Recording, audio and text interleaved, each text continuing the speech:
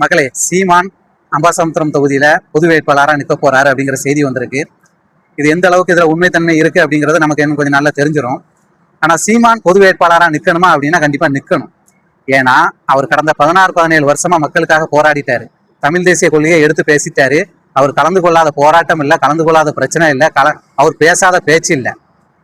இதெல்லாம் இந்த மக்கள் மத்தியில போய் சேர்ந்துச்சா அப்படின்னா போய் சேரல. இந்த மக்கள் மாற்றம் வேணும் அப்படின்னு சொல்லிட்டு ஒரு நல்ல தலைவனை தேர்ந்தெடுத்தாங்களா அப்படின்னா இல்ல. அவங்க சினிமால இருந்து வந்த ஒரு கதாநாயகனை தான் தேர்ந்தெடுத்தாங்களே தவிர இந்த மாற்றத்திற்காக உண்மையிலே மக்கள் காலத்துல நின்று சீமானை தேர்ந்தெடுக்கல. அப்போ நாம என்ன பண்ணணும் அப்படின்னா, நம்ம இவ்வளவு நாள் மேடைகள்ல பேசுறோம், இதெல்லாம் மக்கள் நம்பல.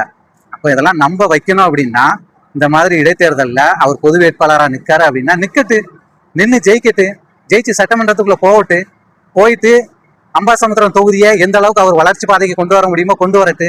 அவர் பேசினதெல்லாம் அங்க நிறைவேற்றி காட்டுட்டு ஒரு மாற்றத்திற்கான தொகுதியாக அமையட்டு. ஒரு முன்மாதிரியான தொகுதி அம்பாசமுத்திரம் தொகுதி அமையட்டு. அப்படி முன்மாதிரியான தொகுதியை அமைஞ்சுது அப்படின்னா வரக்கூடிய தேர்தல்கள்ல நாம பேசலாம். எங்க அண்ணன் ஒரு ஆள் ஜெயிச்சு சட்டமன்றத்துக்குள்ள போனாரு, அம்பாசமுத்திரம் தொகுதி இன்னைக்கு எப்படி இருக்குது பாருங்க அப்படின்ட்டு நாம வரக்கூடிய தேர்தல்கள்ல பேசலாம். ஆனா நம்ம அதெல்லாம் பண்ணாம சீமான் திராவிட கட்சிகளோட இணைந்து இல்லைன்னா மறைமுகமா கூட்டணி வச்சு இந்த தேர்தலில் அவர் வெற்றி பெற்றாரு அப்படின்னா தமிழ் தேசியம் அடுத்தால என்ன ஆகும் அப்படிங்கிற கேள்வியை நாம முன் வச்சுக்கிட்டு இருக்கோம்.